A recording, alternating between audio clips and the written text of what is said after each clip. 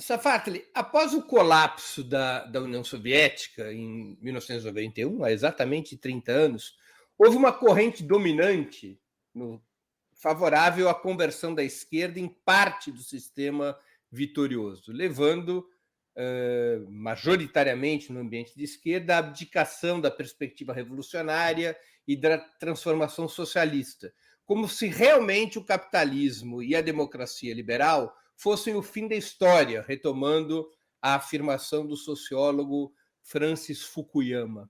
O que você chama de revolução molecular está criando um ambiente que torna possível a ressurreição de uma esquerda antagonista, socialista e revolucionária?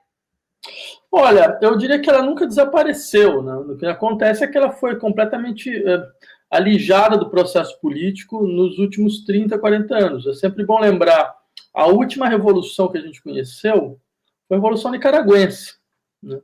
Que é de 79, e que, bem, é uma revolução heróica no seu começo e ao final termina de uma maneira, bem, de uma tristeza absoluta, né? Haja vista qual foi o destino aí dos seus líderes, né? Do Ortega e companhia.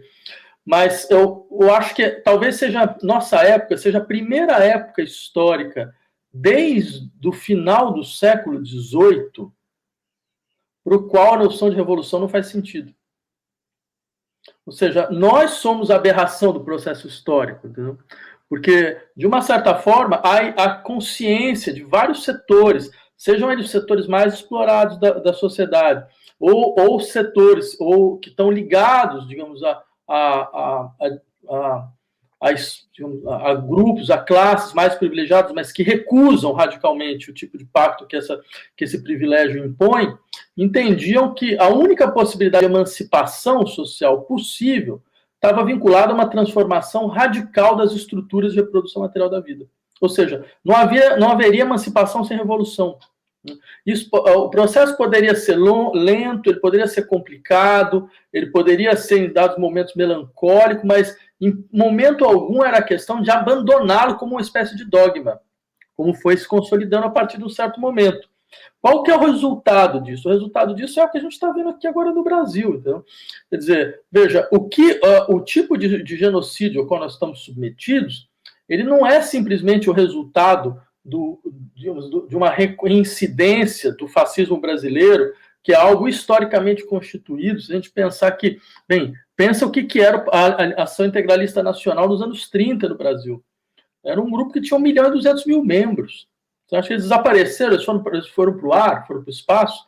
Isso é parte da história brasileira. A parte da história brasileira é um fascismo arraigado, que a Nova República havia nos feito acreditar que ele tinha desaparecido, né?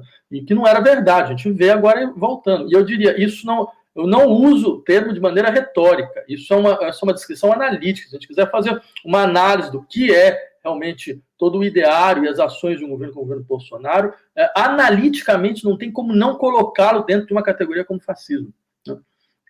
E não teria nenhum problema a gente continuar discutindo isso. Mas simplesmente eu digo isso porque não é só isso que acontece no Brasil. O que acontece é que esse ideário, que era o ideário da liberdade individual, do empreendedorismo, que vai constituir uma certa adesão entre expectativas de emancipação e o setor mais avançado do capitalismo, né? Como se, em última instância, certo, a realização da liberdade social só pudesse se dar sob a forma do neoliberalismo, porque eu acho que é sempre importante lembrar, quando a gente analisa esses tipos de experiências sociais, isso não é só, o neoliberalismo não é só uma forma de gestão social, o neoliberalismo é uma promessa.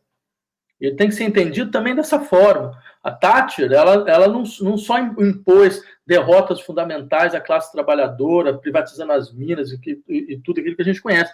Ela também prometeu para a classe trabalhadora que a classe trabalhadora teria... Tivemos um pequeno problema aqui de conexão.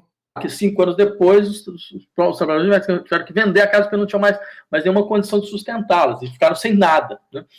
Mas a dimensão da promessa é fundamental, e prometeu-se, o neoliberalismo promete essa noção de uma liberdade que é a propriedade de si, que é a capacidade que eu tenho, então, de eu decidir por mim mesmo, né? Porque eu sou proprietário de mim mesmo. O resultado é um pouco esse. Se eu sou proprietário de mim mesmo, então por que alguém vai me obrigar a usar uma máscara? A me vacinar? Por mais que a gente possa achar esses comportamentos obscurantistas, eu acho que isso é fácil falar assim, porque, na verdade, esses comportamentos são completamente consequentes. Eles são consequentes com os princípios que eles defendem. Então, ou seja, o problema é o princípio. O princípio é uma espécie de liberal fascismo. Eu não chamaria, olha, o liberalismo é uma forma de fascismo, mas tem um ponto de interversão, e isso deveria ficar claro. Tem um momento onde o discurso pode passar no seu contrário, e ele passa. Porque o fascismo tradicionalmente era a lógica corporativa de incorporação da vida à ideia de Estado e nação. O fascismo moderno, o neofascismo, é um individualismo exacerbado, né? Pois é, isso é verdade, mas olha que coisa interessante. Se a gente pegar o debate do fascismo alemão, do nazismo alemão nos anos 30, pega alguém como Carl Schmitt, que era um ideólogo mesmo, no sentido forte do fascismo, né?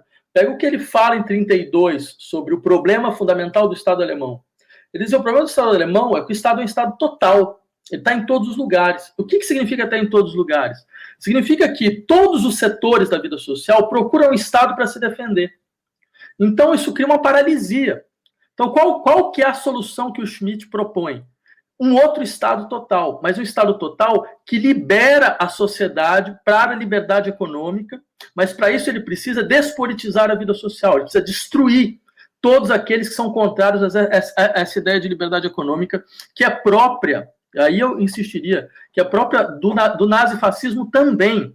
Porque aqueles que falam que é um coletivismo econômico, eu teria várias coisas, mas uma coisa muito simples. Eu quero que eles me digam mas uma só, uma empresa que foi estatizada pelo fascismo italiano ou pelo nazismo alemão. Não teve uma. Inclusive, o primeiro ministro das Finanças do Mussolini era um aluno do Mises. Exatamente. Não, veja que... Não, pega o que o Hayek fala do Schmitt. Claro. Né? E que ele nunca... O máximo que ele fala é, as ideias eram boas, mas ele tomou um caminho errado. Claro. Então, desculpa. Safar, você acha que, do ponto de vista da perspectiva estratégica da esquerda, é hora de retomar o conceito de revolução para reorganizar o pensamento da esquerda? Reassociar emancipação ao conceito de revolução? Sim, eu acho isso absolutamente indiscutível. Acho que é a única possibilidade efetiva que nós temos, né? Eu acho que essa degradação do conceito de revolução ou do princípio de revolução como princípio político, feita nas últimas décadas, só levou a esquerda a um enfraquecimento brutal. E no caso brasileiro, acho isso ainda mais importante, porque a esquerda brasileira ela tem uma tendência absolutamente inacreditável a uma espécie de legalismo suicida. Né? Ela é o último setor a continuar acreditando que se nós seguirmos claramente a lei, tudo vai funcionar bem. Não vai funcionar, não. O problema é que o pessoal não respeita a lei, não respeita a Constituição, não respeita os direitos. Eu diria que, desculpa, isso é de um equívoco brutal, porque ignora como esses processos de consolidação da ordem jurídica e institucional do Brasil foram feitos em cima de conflitos sociais tremendos, nos quais boa parte dos conflitos nós perdemos, inclusive, né? Nós perdemos, e digamos, essa perda está lá marcada no ordenamento jurídico nacional, né? Então, a esquerda ela não pode ser legalista, ela tem que ser insurrecional e revolucionária, né?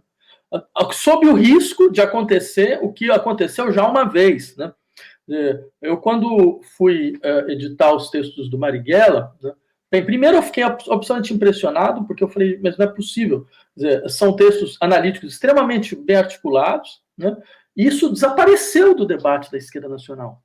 Desapareceu, eu mesmo não conhecia, imagina, eu sou professor de universidade, então, que a gente é pago para isso, para sair correndo. Seu pai era militante da Ação Libertadora Nacional, não era da LN? Meu pai foi da LN, exatamente.